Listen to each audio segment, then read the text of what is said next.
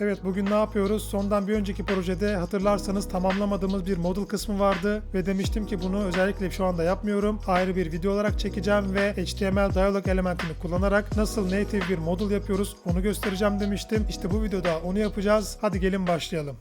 Evet, şimdi öncelikle bir Figma tasarımımıza bakalım. Nerede kalmıştık onu bir bulalım. Şimdi bu kısmı zaten kodlamıştık. Aynı zamanda bu kısmın mobil versiyonunu da şu şekilde kodlamıştık. Şimdi yapacağımız kısım şuradaki model kısmı. Kullanıcı şuradaki formu doldurduğunda şu açılacak ve dismiss dediğinde de kapanacak. Aynı zamanda bunun mobil versiyonu da şurada gördüğünüz şekilde. Background artık koyudan tamamen beyaza geçecek ve şu dismiss butonunu en aşağıda hizalayacağız. Diyalog elementinin altında şöyle şurada bir model layout'umuz olacak. Ardından da şurada bir model content vereceğiz div içinde ve ardından da bir model butonumuz olacak. Buraya ayrı bir content olarak vereceğim çünkü bu aşağıdaki butonu böylece tek başına en aşağıya çok daha rahat bir şekilde yaslayabileceğiz. Tamam, şimdi bunları geri alayım. Başlayalım HTML'imizi yazmaya. Evet, şimdi main wrapper'ımız vardı. Bu ana kapsayıcımızdı. Projedeki ana layout'u buradaki kapsayıcıya göre kodlamıştık. Bakın şurada bitiyor, şuradaki divde. Bunun hemen altına geliyoruz. Çünkü bunu buradaki hiyerarşiden bağımsız olarak kodlamak istiyoruz. Çünkü bu model ayrı bir varlık olarak açılıyor. Buraya geldim, tekrar şuradaki main wrapper'ı şuradaki oka basarak kapatıyorum. Kod kalabalığı yapmasın. Şunun altına hemen geliyorum. Şuraya bir yorum satırı atalım. Success model dialog diyelim. Şunu yorum satırına verelim. Tamamdır. Bu tip şeyler böyle arada atın. Çünkü bir süre sonra geri gelip kodu tekrar okumanız gerektiğinde gerçekten çok yardımcı oluyor. Böyle ayrı özel durumu olan şeylere yorum satırı ekleme alışkanlığını mutlaka edinin. Şimdi geldim buraya. Burada bir diyalog elementimiz olacak. Buraya gelelim, bir ID verelim. Success dialog diyelim. Bu ID JavaScript tarafında kullanırız. Query selector ile çekmek için. Buraya bir de class verelim. Success model diyelim. Şimdi aşağı inelim. Model layout diyelim. Bu da model'ımızın ana kapsayıcısı olsun. Bunun altına bir daha açalım ve model content diyelim. Figma tasarımıza tekrar bakalım. Neyimiz var? Bir ikonumuz var. Ardından bir H2 tagimiz var. Ardından bir paragrafımız var. Paragrafımızın içinde de gördüğünüz gibi şöyle bir mail adresimiz var. Bunu da çekeceğiz. Kullanıcının girdiği maili burada göstermek istiyoruz. Burayı da strong tag'i içinde veririz. Ardından da button'ımız var. Tamam. Resmimizi açalım. Assets, images, icon, success diyelim. Tamamdır. Şuna da alt tag'i olarak success diyelim. Ayrıca width ve height vermemiz gerekiyor. Bakalım o ne kadarmış? 64'e 64. Tamam. Buraya gelelim. Width 64, height 64 olarak girelim. Resmimizin altına inelim. H2 tag'imizi açalım. Bakalım tekstimiz neymiş? Tamam. Thanks for subscribing. Bunu buraya verdik. Bunun da altına geldik. Paragrafımızı açtık. Şuradaki teksti kopyalayalım ve şuradaki e-mailimizi de strong tag'i içinde verelim. Güzel. Ve ardından bu model content'imizin dışına çıkalım. Şuraya da button'ımızı verelim. Button'ımızın da teksti neymiş hemen bakalım. Dismiss message. Bunu da verdik. Button'ımıza ID verelim. JavaScript tarafından bu şekilde çekeriz. Projenin diğer kısımlarında hep class'la çektim. Query selector kullanırken. Bu sefer ID'yi de göstermek için yapıyorum. Genelde zaten hani vanilla JavaScript yazarken genellikle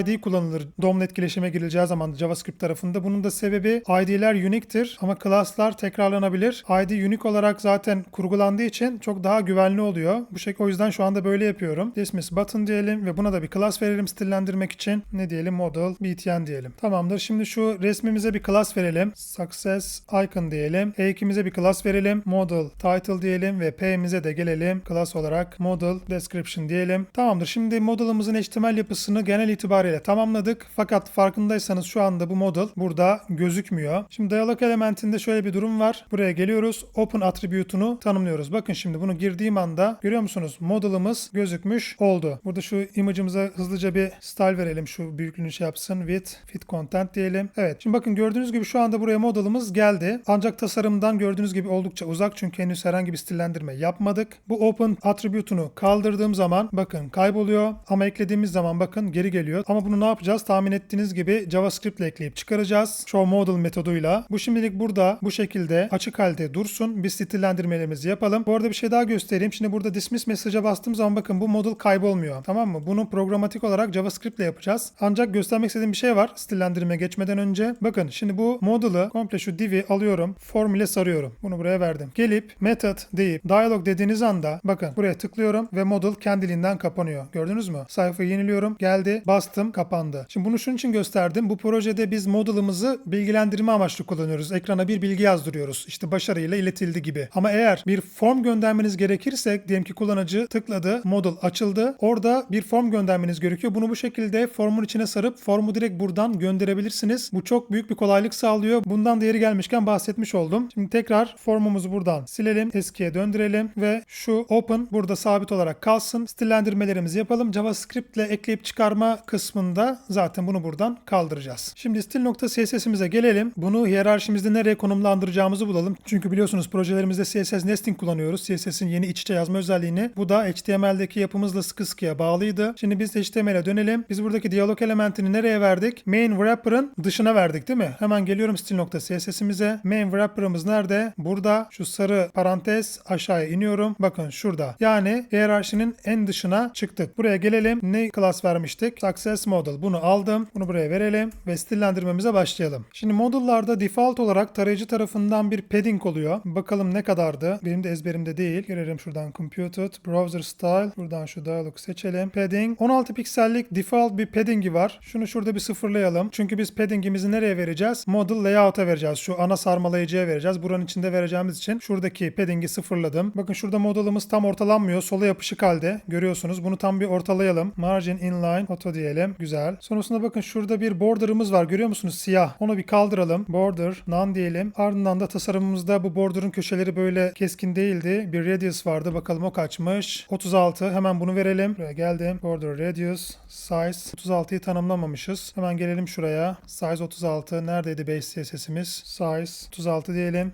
2.25 RAM olarak verelim. Tamamdır. Şimdi stil.css'imize dönelim tekrar. Buraya gelelim. Border radius size 36'yı verelim. Tamamdır. Border radius'ımız geldi. Şimdi background color'ımız ne olacak? Zaten görmüştük az önce. Background color CLR white. Bunu da verdik. Devam edelim. Tasarımıza dönelim. Bakalım. Burada bakın bir max width var. Burada maksimum bir genişlik var. Ne kadarmış? 504 piksel. Tamamdır. Width 504 piksel. Max width 504 piksel olarak verelim. Tamamdır. Şu anda genişliğini sınırladık. Daraldı. Bakalım en dışta verebileceğimiz başka bir şey var mı? Yok. Şimdi bir içe gelelim. Model layout'umuza şuradaki gördüğünüz padding'leri verelim. Oradan devam edelim. Burada ne vermiştik class olarak? Model layout. Bunu aldım. CSS'imize geldim. Success model'ın içindeyim. Buradan çıkmıyoruz. Şuraya bunu verdik. Devam ediyoruz. Bakalım padding'imiz ne kadarmış? Önce oradan başlayalım. Yukarıdan 48. Sağdan soldan 64. Aşağıdan da 64. Tamam. 48, 64, 64, 64. Güzel. Bunu verelim. Buraya geldik. Padding. Size 48. Size 64 ve size 64. Tamamdır. Şu anda sadece toptan 48'i verdik. Geri kalanları da 64 olarak dağıttık. Bakalım padding'den başka herhangi bir şey var mı şu anda gözümüze çarpan? Yok. Doğrudan content kısmına geçebiliriz. Burada model content vermiştik. Ardından da success icon. Hemen gelelim. Model layout'un içindeyiz bu sefer. Model content. Bunu açalım. Bunun da altına gelelim. Success icon diyelim. Şurada inline stil olarak vermiştim ya az önce. Şunu şuradan siliyorum. Gelelim buraya. With content diyelim. Güzel. Ardından da bakalım şunun altında nasıl bir boşluk var. 40. Burada 24. Tamamdır. Margin bottom 40 verelim.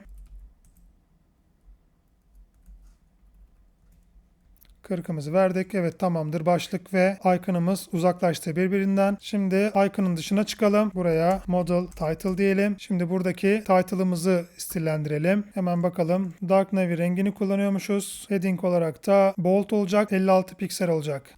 Font size dedik. FS 56. Güzel. Font weight bold. Bu zaten tarayıcı varsayılanında bold olarak gözüküyor. Biz yine de vermiş olduk. Bunu isterseniz vermeyebilirsiniz. Neydi line height'ımız bir bakalım. 56/100 tamam 1 oranında. Ve color CLR blue 700. Şöyle verelim. Figma tasarımıza dönelim. Burada paragrafla arasında 24 piksellik bir margin vereceğiz. Ekleyelim tepeye margin bottom. Size 24 dedik. Boşumuzu verdik. Şimdi gelelim model description'ımıza. Figma tasarımıza döndük. Bakalım burada ne kadarlık bir boşluk var ikisi arasında? 40. Tamam. Hemen ekleyelim. Margin bottom. Size 40 dedik. Tamamdır. Model description içinde bir e-mailimiz vardı hatırlarsanız strong tag'i içinde. Buna bir ID verelim. JavaScript tarafında çünkü kullanıcının girdiği mail adresini göstereceğiz ekranda. User email diyelim. Tamamdır. Şimdi geldi sıra button'ımızı şekillendirmeye. Button'ımızı nerede tanımlamıştık? Model content'in hemen dışına vermiştik. Hemen stil.css'imize geliyoruz. Model content mavi parantezin dışına çıkıyoruz. Model btn diyoruz. Genişliğini şöyle bir %100 olarak verelim. Tamamını kapsamasını istiyoruz. Bir border vereceğiz. Ne kadardı? Hemen bakalım. Border'ımız 8 piksel. Bu da tamam. Padding'imize bakalım ne kadarmış. Şurada 18'e 14 diyor. Buraya geldik.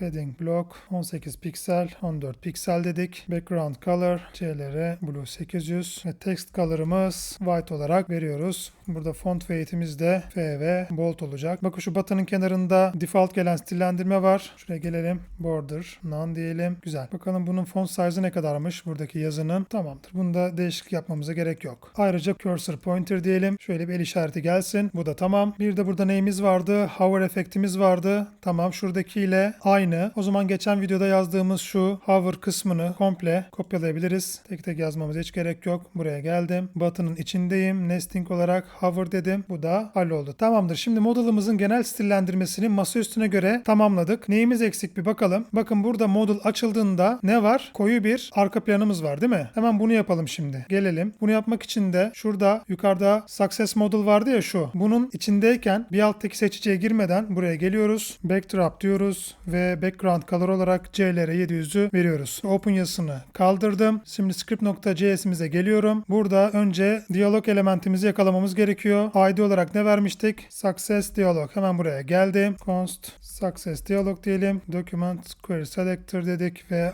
ID olarak da success dialogumuzu yakaladık. Buraya indim. Bundan yukarısı neydi? Formdaki hataları ele aldığımız kısımda. Kod buraya kadar gelmişse her şey yolunda, artık model'ımızı açabiliriz demektir. Buraya geliyoruz. Success dialog nokta show model diyoruz. Şunu kaydedelim. Şimdi buraya gelelim. Testexample.com tıkladım. Evet bakın gördüğünüz gibi şu anda model'ımız açıldı. Şunun rengini şöyle red verelim. Bakın görüyor musunuz? Kırmızıya dönüyor. Opasitesini de mesela 0.4 olarak verebiliriz. Ya da bunu siyah yapıp opasitesini şöyle düşürdüğünüz zaman daha saydam bir diyalogda elde edebilirsiniz. Ama bizim tasarımımızda bizden istenen direkt koyu bir backdrop. O yüzden buraya geliyorum. Şunu eski haline döndürüyorum. Şimdi bu dismiss butonuna bastığımızda da model'ımızın kapanmasını istiyoruz. Button'ımıza ne vermiştik? Dismiss button. JavaScript'e geldim. Const dismiss btn diyelim. Document query selector dedik ve ID ile yakalayalım bunu da. Şöyle güzel. Burada da kodumuzun en son kısmına geliyoruz. Dismiss button dedik. Burada bir click event listener ekleyeceğiz. Eventimizin adı click event. Şuraya bir callback fonksiyonu açalım. Buraya success dialog nokta close diyoruz. Güzel. Şimdi hemen bunu kontrol edelim. Tekrar model'ımızı açalım. Formumuzu gönderdik. Model'ımız açıldı. Dismiss butonuna tıkladım ve model'ımız kapandı. Çok güzel. Bunu da hallettik. Şimdi geriye ne kaldı? Bakın tekrar gönderelim. Model'ımızı açalım. Ne kaldı? Kullanıcının girdiği maili şurada göstermek kaldı. Değil mi? Tamamdır. Şimdi burada ne ID vermiştik? User email. Tamam bunu alalım. Şimdi bunu da yakalayalım DOM'dan. Buraya geldim. Const user email dedik. Bunu buraya verdik. Ve burada hemen model'ımız açılmadan önce bakın şunun üstüne geliyorum. Diyorum ki user email nokta text content eşittir. Buraya neyi vereceğiz? Bakın burada email value yakalamıştık. Hatırlıyor musunuz? Buraya geldim. Bunu da buraya verdim. Şimdi tekrar bir test edelim. Geldim. Formumu dolduruyorum. Test@example.com. Bunu şimdi görmem gerekiyor. Tıkladım. Evet bakın burada kullanıcıya bu maille başarılı bir şekilde kayıt olduğunu göstermiş olduk. Tekrar kapatalım. Güzel. Şimdi burada ana hatlarıyla model uygulamamızı halletmiş olduk. Geriye ne kaldı? Şurada hemen şu açık dursun. Buraya gelelim. Şimdi bunu responsive modumuzu açalım. Bizden istenen mobil versiyonuna uyarlayacağız. O da neydi? Hemen şuraya dönelim. Şu. Tamamdır. Bakalım ne isteniyor bizden? 150 yukarıdan boşluk var. Soldan 24, sağdan 24 ve buradaki button en aşağı doğru yaslanıyor. Tamamdır. Şimdi stil.css'imize dönelim. Şuradan başlayalım responsive kodlarımızı vermeye. Şimdi success model'ımızın içindeyim. Buraya geldim. Buraya add media dedik. Şöyle max width 40 RAM. 40 RAM'i mi kullanmıştık bu projede olarak? Evet 40 RAM'i kullanmıştık. Breakpoint olarak. Aynı o formatla devam ediyoruz. 40 RAM'i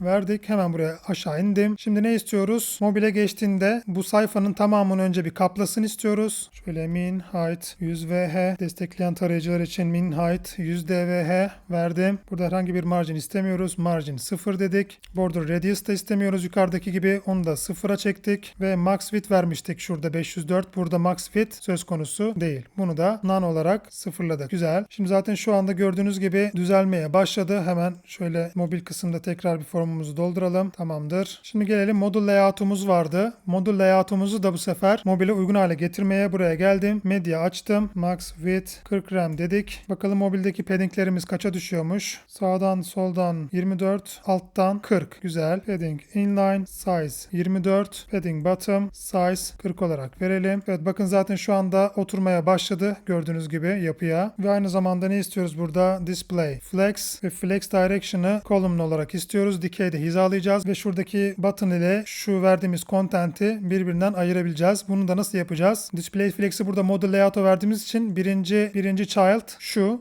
div, ikinci child da şuradaki button. O yüzden aralarında istediğimiz mesafe ayarlamasını yapabileceğiz. Şimdi devam edelim. Model content'e gelelim. Şurada bakın şurada bir boşluğumuz var. Görüyor musunuz? 150 piksellik. Burada da bunu şuradaki content'e vereceğim. Bilerek az önce dıştaki kapsayıcıya vermedim. Bu tip çünkü ayarlamaları içeride yapmak çok daha tutarlı oluyor her zaman. Model content'in içinde media, max width 40 rem dedik ve padding top 150 pikseli verelim. Tamamdır. Ayrıca buraya da geliyoruz. Flex, grow 1 veriyoruz. Model layout'umuza gelip buraya da min height 100 VH bir de destekleyen tarayıcılar için min height 100 DVH'yi verdiğimiz anda bakın gördünüz mü? Şu anda da bu buton artık kendisini hep en aşağı doğru ittirecek. Şuraya verdiğimiz grow 1 sayesinde. Şimdi paddinglerimizi kontrol edelim. 40, 24. Tamam burada bir fark yok ama şu yazı küçülüyor. Hemen buna bakalım. Kaça düşüyor? 40'a düşüyor. Hemen düzeltelim. VS kodumuza geldik. Model title demiştik. Buraya da bir medya açacağız. Şunu şuradan artık kopyalayalım. Tek tek yazdım sürekli. Artık tek tek yazmayalım. Buraya geldim. Font size 40'a düşecekmiş. Düşürdük. Bakalım şu tekste bir değişiklik var mı? Figma'ya döndüm. Bunda bir değişiklik yok. Tamamdır. Bu hala body'de. Güzel. Tekrar tasarımıza bakalım. Buradaki yazıda bir değişiklik var mı? Bunda da yok. Tamamdır. Şu anda mobil görüntüsünü de halletmiş olduk. Tekrar bir yenileyelim. Şuradan gelelim işte iPhone ya da Galaxy seçelim bu sefer. Galaxy 20 Ultra'yı seçelim. Buradan e-mailimizi girelim. Evet tamamdır. Şu anda telefonun boyutuna göre bu kendini şekillendirdi ve buradaki istenen layout'un aynısını elde etmiş olduk. Artık mobil görünümden çıkalım. Dismiss diyelim. Kapatalım. Şimdi aslında genel hatlarıyla proje bitti. Ama ben bir de transition eklemek istiyorum. Bu modul açılırken böyle bir anda değil de güzel böyle bir yumuşak bir geçişle açılsın. Şimdi ona bakalım nasıl yapabiliriz. Burada da hem yeni bir CSS selektörünü göstereceğim size. Success modalımıza geldim. Şimdi burada medya sorgumuzun üstüne geldim. Hemen buraya add starting style diyorum. Tamam mı? Bu starting style yeni bir özellik. Bakalım hemen. Can I use starting style? Bakın bu şu anda %88'lere gelmiş ve bakın bütün majör tarayıcılar şu anda destekliyor. Ancak %88'de hani bir %90'ı geçmesini beklemeliyiz aslında. Ama ben yine de bu videoda göstermek istiyorum size. Çünkü çok yakında çok yaygın bir şekilde kullanmaya başlayacağız. Bu videoda bunu göstermiş olalım. Neden %88'de? Bakın mesela Chrome bu özelliği 2023-2025'te desteklemeye başlamış. Burada Safari 2024'ün 13. Mayıs'ında başlamış desteklemeye. Firefox 2024'ün Ağustos'unda, yani daha çok yeni sayılabilecek bir şey. Yani bir yıl falan olmuş bu Safari ve özellikle Firefox'ta kullanılmaya başlanalı. Hatta daha bir yıl bile dolmamış. Biraz daha zaman geçtikçe, yeni versiyonlar çıktıkça bu oran %90'a gelecektir. O yüzden bu starting style'ı şu anda öğrenmemizde bence bir beis yok. Devam edelim. Şimdi geldik. Starting style. Burada başlangıç stilimin ne olmasını istiyorum? Opacity'si 0 olsun ve transform'u da mesela scale verelim. 0.8 yeterlidir diye düşünüyorum. Tamamdır. Şimdi aynı şekilde backdrop'umun içine geliyorum. Backdrop'uma da vereceğim. Çünkü model'ımızla birlikte o da aktifleşiyor ya, görüntüye giriyor. Buraya geldim. Starting style dedim. Bunun da opacity'sinin 0 olmasını istiyorum başlangıçta. Ancak sonrasında ne istiyorum? Opacity 1'e gelsin. Aynı zamanda tabii ki böyle bir anda gözümüzün önüne gelmesin. Buraya bir transition opacity ne kadar olsun? Hadi şimdi 2 saniye verelim. Abartılı bir süre. Tam böyle gözüksün videoda diye. Sonradan düzeltiriz zaten. Bunu buraya geldim. 2 saniye yaptım. Yine aynı şekilde buraya ne yapıyoruz? Geliyoruz. Opacity'miz 1'e gelsin istiyoruz. Transform scale'imiz de 0.8'den 1'e gelsin istiyoruz. Buraya da transition dedik. Opacity yine 2 saniye verelim ve transform 2 saniye verelim. Şimdi kaydedelim. Bakalım ne oldu? Sayfayı yeniledim. E-mail adresimi giriyorum. Şu anda basıyorum butona. Bakın gördünüz mü? Model bir anda belirmek yerine böyle çok daha yavaş, çok daha tatlı bir şekilde görünür oldu. Tabii ki bu 2 saniyeyi çok abartılı bir şekilde vermiştik bilerek. Tekrar gösterelim. Buraya geldim. Tamam. Şimdi bunu normale çekelim. 2 saniye genelde kullanılmaz. Bunu ne yapalım? 300 ms yapalım. Bunu da 300 ms yapalım. Şuradaki opacity transition'ı da bunu da 300 ms yapalım. Tamam. Şimdi bir daha bir yenileyelim sayfamızı. Geldim. Buna tıkladım. Hızlı bir şekilde ama çok daha animasyonlu bir şekilde karşımıza çıktı. Son bir kere daha yapalım. Evet, çok güzel. Evet, böylece bu projeyi hem mobil versiyonu hem desktop versiyonu hem de model'ıyla hem de model'ının tabii mobil versiyonuyla tamamıyla ele almış ve bitirmiş olduk. Zaten bu videoyu çekeceğimi söylemiştim. Şu anda tamamen projemizi bitirmiş olduk. Artık bundan sonraki videolarda framework kullanmaya geçeceğiz. React'le mi devam edelim, Vue'la mı devam edelim diye anket açmıştım. O ankete cevaplar geldi. Ancak katılım biraz düşüktü. Siz yine de bu videoda yorumlarınızı belirtebilirsiniz. Bundan sonraki projelerde JavaScript framework olarak React'le mi devam etmemi istersiniz? istersiniz yoksa Vue.js ile mi devam etmemi istersiniz? Bunu da mutlaka belirtin. Bir sonraki videoda görüşmek üzere. Kendinize iyi bakın.